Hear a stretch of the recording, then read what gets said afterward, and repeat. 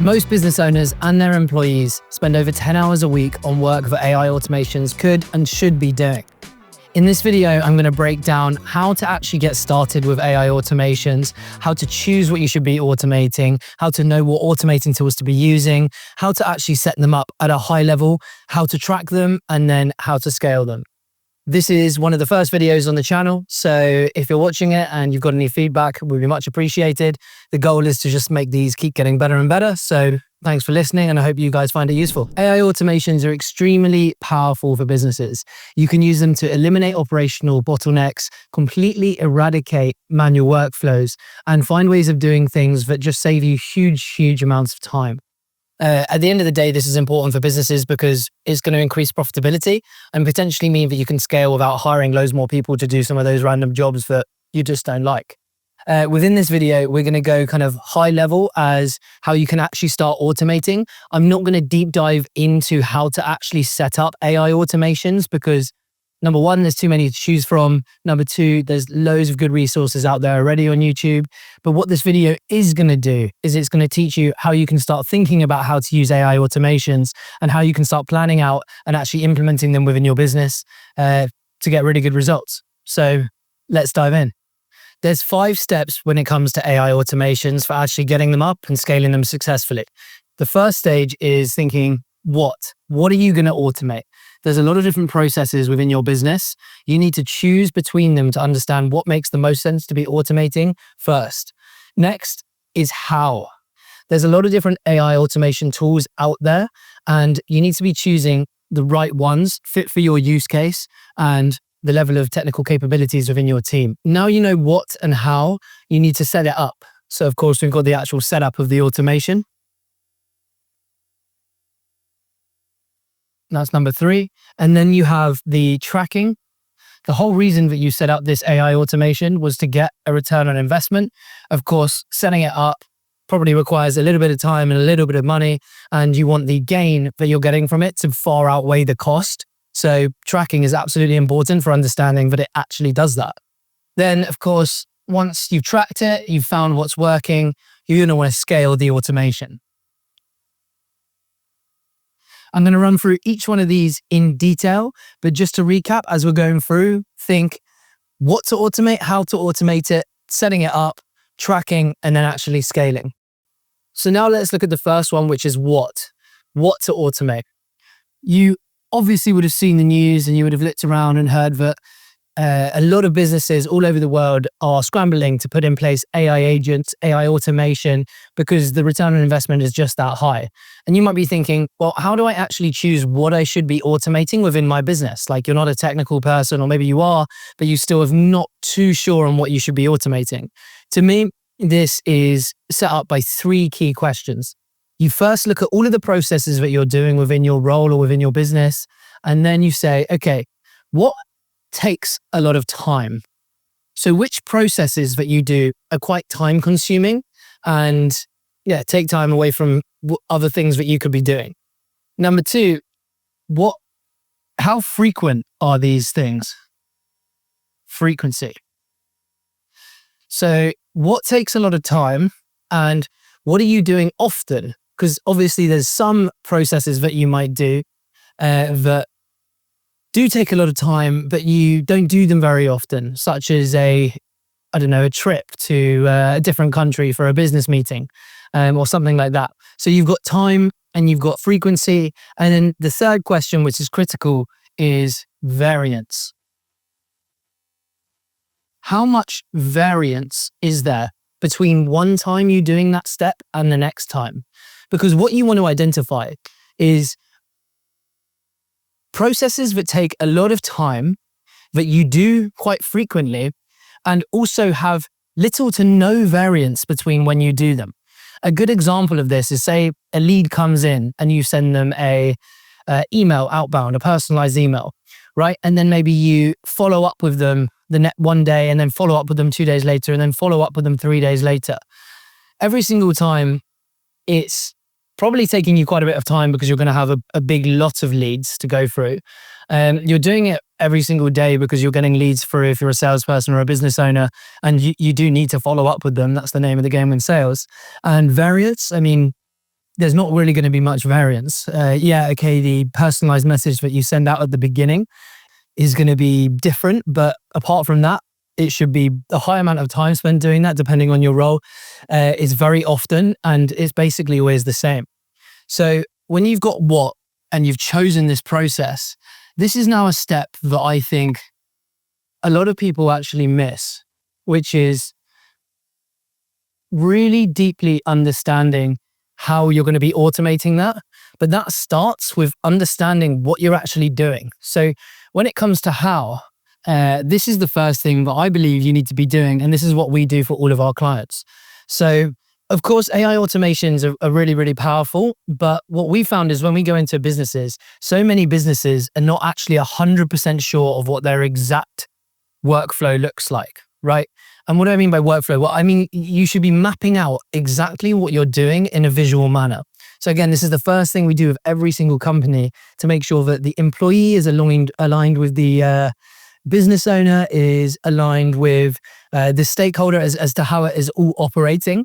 So what you're going to want to do is you're going to want to go onto Miro or Muriel and create a kind of canvas, or you can even do it written, but it just makes it harder to kind of share around with the company. But there's loads of workflow mapping and whiteboarding on digital whiteboarding tools out there.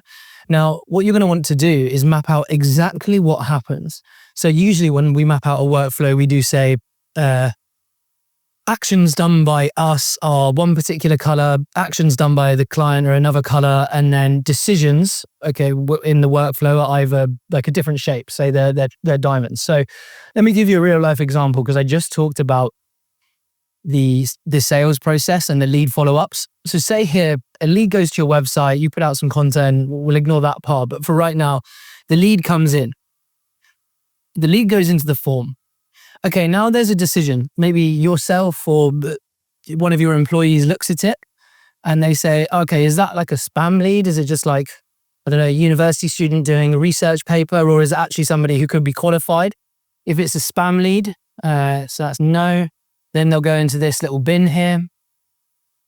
If it is a good lead, you'll probably want to reach out to them. Now you might call them, but let's just say for this example that you're actually going to send an email. So you send an email and then they don't respond after 2 days. So you send them a follow-up 1, then you send them another follow-up 2, and then you send them another follow-up 3. And let's just say by the time it gets to follow-up 3, you get a response from them. And at this point, this circle denotes trying to organize a time with them over email. So let's say you manage to find a time over email. The next point is having a meeting with them. They book it in the calendar and you have a meeting set up. Okay, and then you have the actual meeting itself rather than just booking it on the calendar. And then from here, maybe you send them a proposal. So you have to draft the proposal and send it to them. And then the question becomes, okay, did they like the proposal? Were they interested in moving forwards? If yes, maybe you move them on to contracting or negotiation. But if no, maybe they go again into the bin. Some poorly drawn bins here. So let's look at this workflow because I really believe that this is the start, and this is what a lot of businesses don't take the time to do. Luckily, I've actually made I've got a whole kind of semi-automated process using AI to map out workflows that takes less than an hour to map out an individual workflow. You can probably even get it under 20, 30 minutes. So I'm going to link that in the description below, so you'll be able to see that process. It's a whole guide that I've created with prompts you can use and everything like that. But let's just say for right now, we're focusing on this particular process here of the lead coming in off of a website and going all the way through, you following up with them, you then setting up the meetings, having the meeting, creating and sending the proposal, and then the lead deciding whether they like it or not. Now, I would look at this and go, and this is what we're doing for a lot of clients, why is this so manual? The vast majority of this should not be done by a human. What a human should spend, and in particular salespeople, they should spend the vast majority of their time actually selling, building relationships, and being someone that is out there on the market, maybe doing cold calls, going to meet people in other countries or going to meet people in their offices, wherever you're based. Because that is the highest leverage thing that a salesperson can do. Not following up on email with a lead that's come in 2 days ago. Like, to me, that seems crazy that people in 2025 are still spending their time doing that, right? So what I would say is, if I was to look at this process, I go, okay, we've got our process mapped out. Now we need to understand like actually how we can automate it. So for example, here, what I would do is the lead comes in, I'd set up like an AI lead scoring thing. And I'd say, okay, if this lead is like clearly spam, just get rid of it because it's not worth our time looking at. But if it's at least semi-good, you want to maybe put in a bit of a buffer for variance, then I would say, okay, send it through to a personalized email. Say if the lead form, they left a decent amount of information or even a little bit of information, you can draft up a personalized email with maybe one of your salespeople or your own links in there. And you would send that across to them. And maybe they don't respond, but that's fine. You automate the follow-ups. Follow-up 1 goes out 2 days later, follow-up 2, follow-up 3. At this point, he goes, oh, okay, sorry, well, I was just busy. My Auntie Tiffany was back in town. Apologies, I didn't see any of your emails. Well, that's great, because the follow-up also has the Calendly link in, or the Microsoft Bookings link, or some kind of booking form that can automate that process. You completely circumnavigate that step. He goes straight to actually booking the meeting in with you, not trying to find a time. And then you have the meeting booked in, you have the meeting.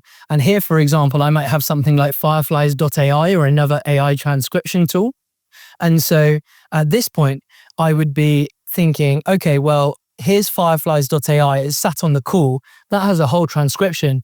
What we've done for a number of clients is actually make an automation that is able to take that and make it into a proposal template that then your salesperson, or you, if you're the person selling within the business, can just look at, say, oh yeah, that's right, or maybe a couple words need tweaking, and then it gets sent for them to have that decision.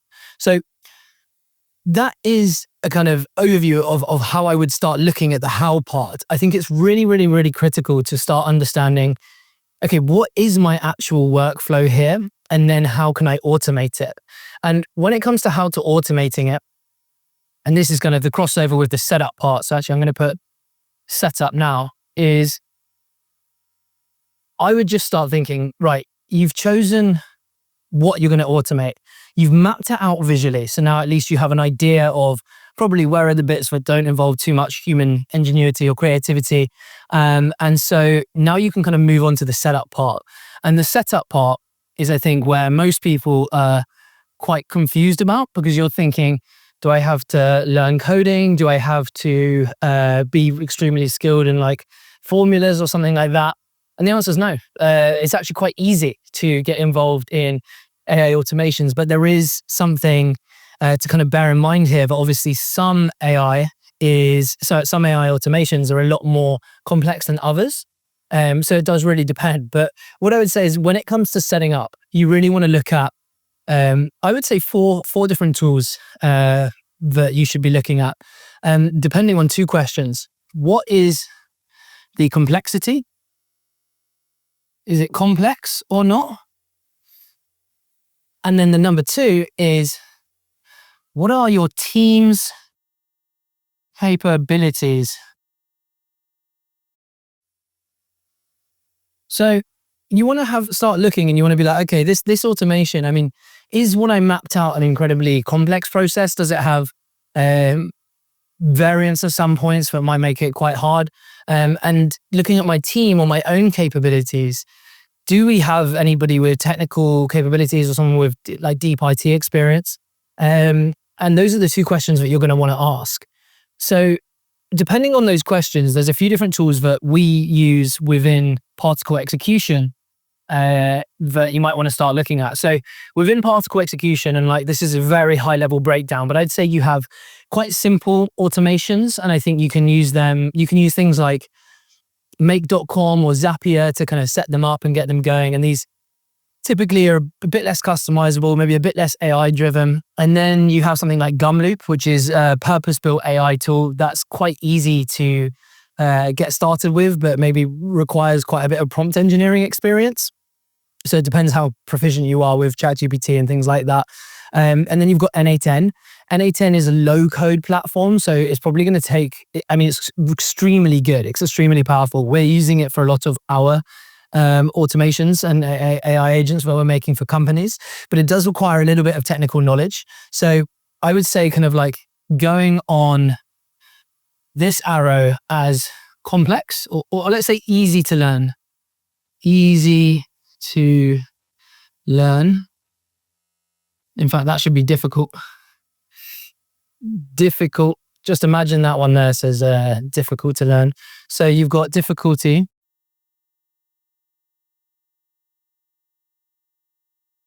Difficulty to learn. The first one I would say is Zapier,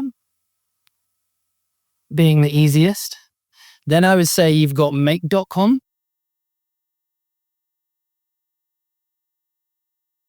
Then I would say you've got Gumloop.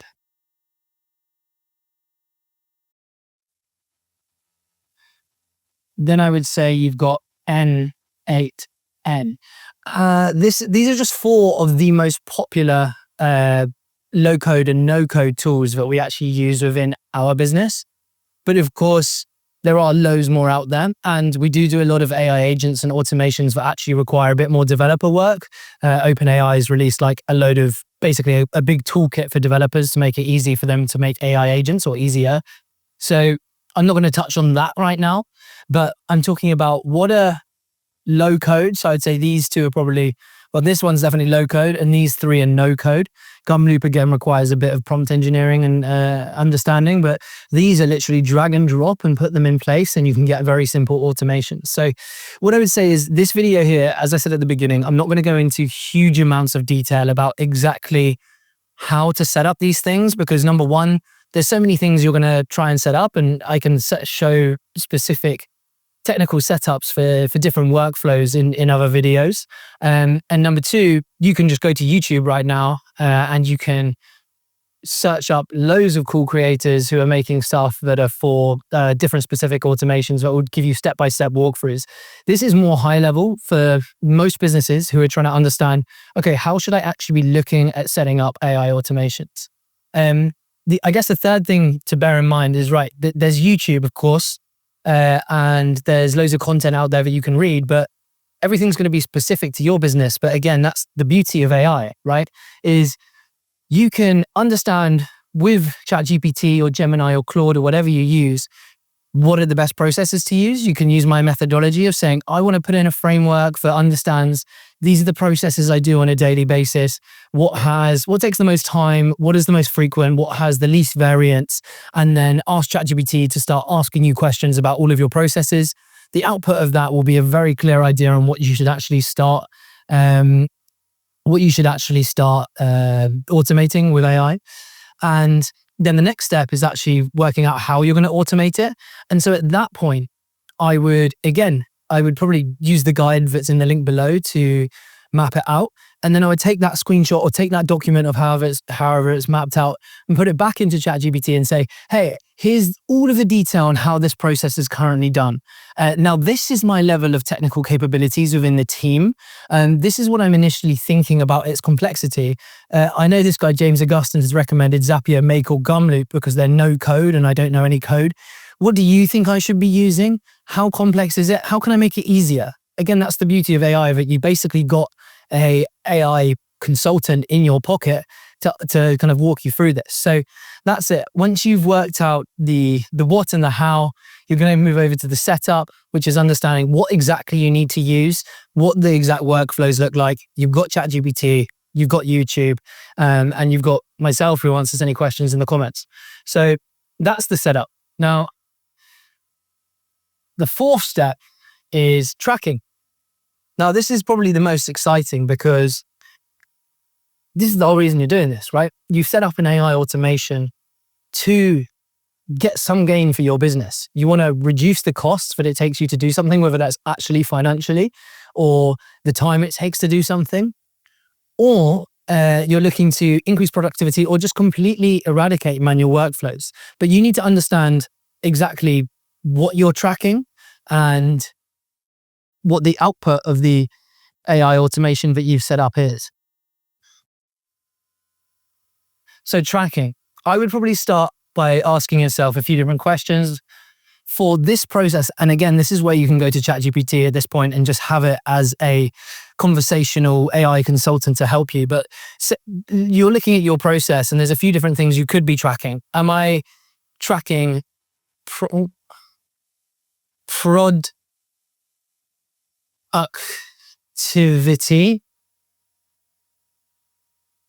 productivity gains? Let's put a little graph there. Are you tracking productivity? Are you tracking costs saved? Let's do a little dollar sign there. Are you tracking error reduction? Ooh. Errors reduced. Because that's another one. Maybe the process that you mapped out actually had a load of errors in when you realized it. Maybe you don't have quantitative data, but it can be qualitative. Like, how many times are your employees coming to you and saying this hasn't worked or there's an error here? You can also track error reduced, because again, that's a form of time saved. If you don't have to be dealing with errors, putting out fires, going and like correcting things that are done, or changing the output of one of your employees or somebody in your team, then that is a huge efficiency gain. So you've got the errors reduced, and then you've got customer satisfaction. At the end of the day, business is all about the customer. Is the customer happier? So these are just 4 quite obvious ways to be tracking, but the important thing is that you need to find a way to understand what is most important to the specific AI automation that you set up, and then actually begin tracking it. And again, this could be qualitatively at first, but if it's something like productivity or cost save, this should be quite easy to work out. For example, say you have a manual workflow. This is a good example. Say you have a manual workflow, and we've done this for a company recently. It was a real estate agency within Dubai, right? And what happens is their agents get a lead, come in the system. Now, the first thing they do is they go onto all of the property websites online and spend 2 hours writing down all the potential properties and putting them into the CRM. So we made an automation that will literally just take what the lead says they're looking for, say a 2-bedroom apartment in Dubai Marina, a budget of 1 to 2 million. And as soon as that is entered into the CRM, the AI automation will go and search the whole web for all of those things, the relevant locations and property types, and export it into a sheet that is then going into the CRM. And that's a huge efficiency gain, because if you think that, say, 2 or 3 hours of a single real estate agent's day was spent on that, and then you've got 4 of them doing that per week, 4 of them doing that all the time, then that's a whole day's work and more saved. So that means that they've got more time to go out and do showings of houses and apartments and actually meeting clients. So really, when you think about that, that's a whole 1/5 of their day saved, a whole 1/5 of their week saved, right? So you might not have to hire, and as well as increasing productivity, you're not having to hire another employee because you're getting more out of your current team. So yeah, the error is reduced. Obviously, we covered that, and the customer being happy is self-explanatory. Can you record that with an NPS score? Are people just giving you better reviews because you're providing a better service, because there's less errors? Yeah, there's a few different ways that you could be tracking and more. And I'd suggest speak to ChatGPT, speak to Gemini, speak to Claude, whatever AI model you use, and work out what the best is for you. Might be multiple as well. So now we've got tracking done. The next one is scaling your AI automation. Scaling. Right. So you've chosen what, you've chosen how, you've actually gone and set it up, and you tracked it and it's successful. Now it's time to think about how you're going to scale your AI automation. There's a few different ways of doing this. It might be to other team members, and it might be to different geographies. But I think the important thing about this point is, with all of the rest of the points, you probably want to start small. Start small for a number of reasons. I mean, it's a technology, right? And just like with humans, there's always an error factor there.